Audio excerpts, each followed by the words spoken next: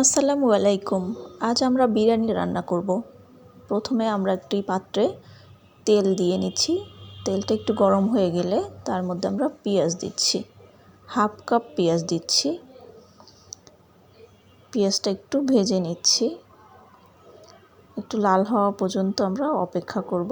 দেখেন লাল হয়ে গেছে। এখন এখান থেকে কিছু পরিমাণ আমরা তুলে রাখব। এর মধ্যে আমাদের মাংস ছোট ছোট করে কেটে রেখে ধুয়ে পরিষ্কার করে রেখেছি, সেটা দিয়ে দিলাম।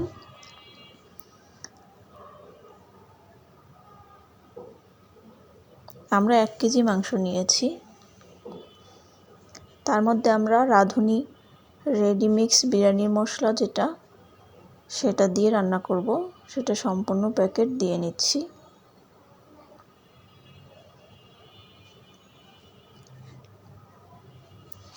এখন সুন্দর মতন নেড়ে চেড়ে এটাকে মিক্সড করে নিব। মিক্সড করে নিয়ে একটু লবণ দেব পরিমাণ মতো।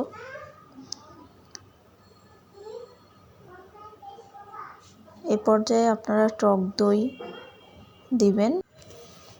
এই পর্যায়ে ভালো করে মিশিয়ে তারপর ঢাকনা দিয়ে আমরা ঢেকে নিব। মাংসটা কষানো শেষ। দেখেন তেলটা উপরে উঠে গেছে। এখন আমরা এর সাথে পানি অ্যাড করব। মাংসটা সেদ্ধ হওয়ার জন্য যতটুকু পানি প্রয়োজন ততটুকু পানি দিব আমরা।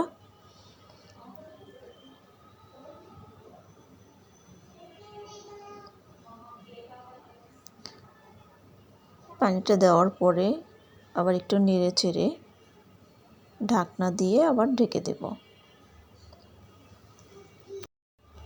এর মধ্যে আমরা আলাদা কোনো মশলা অ্যাড করলাম না, কারণ এই মশলার প্যাকেটে সব ধরনের মশলা থাকে।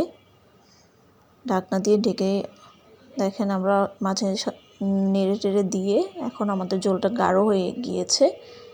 এই পর্যায়ে আমরা মাংসটার ঝোল আর একটু গাঢ় করে এটা তুলে নেব।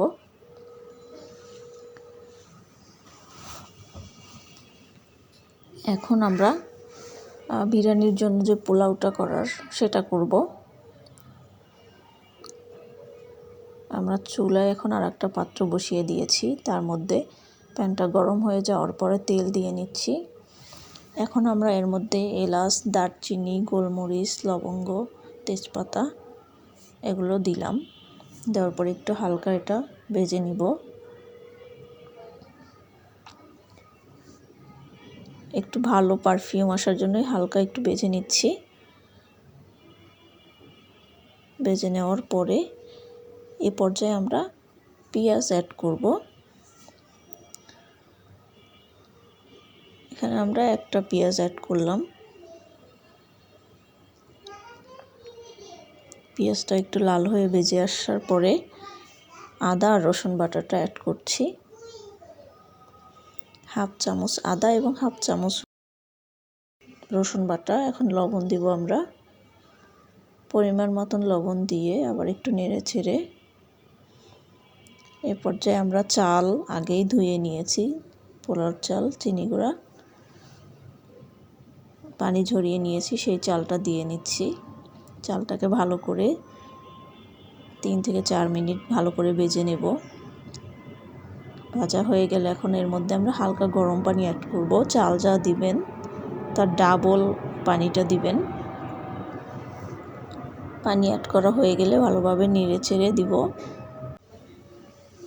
এবার আমরা ঢাকনা দিয়ে ছিদ্রটা মোল্ড করে দেব। চুলার জালটা হাই ফ্লেমে রাখব।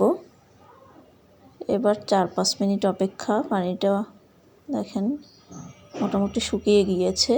এ পর্যায়ে আমরা একটু নেড়ে চেড়ে দেখব কেমন হয়েছে। এই পর্যায়ে আমরা মাংসটা অ্যাড করব।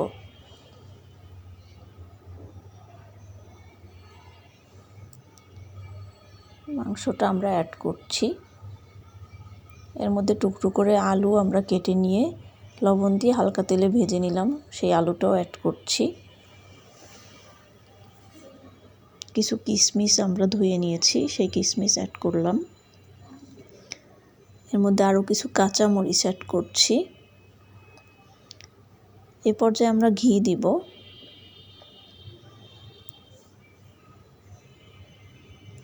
ঘি দিলে ঘ্রাণটা সুন্দর আসে আর ভালোও লাগে আসলে। ঘি দিয়ে দিয়েছি। এবার 1 চামচ কেওড়া জল দিব। এবার ঢেকে দিব, একদম লো ফ্লেমে রাখবো চুলার আঁচটা। ঢাকনা তুলেই দেখেন এই অবস্থা, আমাদের বিরিয়ানিটা হয়ে গিয়েছে। হালকা একটু নাড়াচাড়া দিয়ে দেখব, একদম ঝরঝরা হয়ে গিয়েছে। দেখতে অনেকটা ইয়াম্মি হয়েছে, খেতেও মাশাআল্লাহ অনেক মজা হয়েছে। আমার মেয়ের খুবই পছন্দ বিরিয়ানি। সবাই ভালো থাকবেন, সুস্থ থাকবেন আর আমাদের চ্যানেলের সাথেই থাকবেন।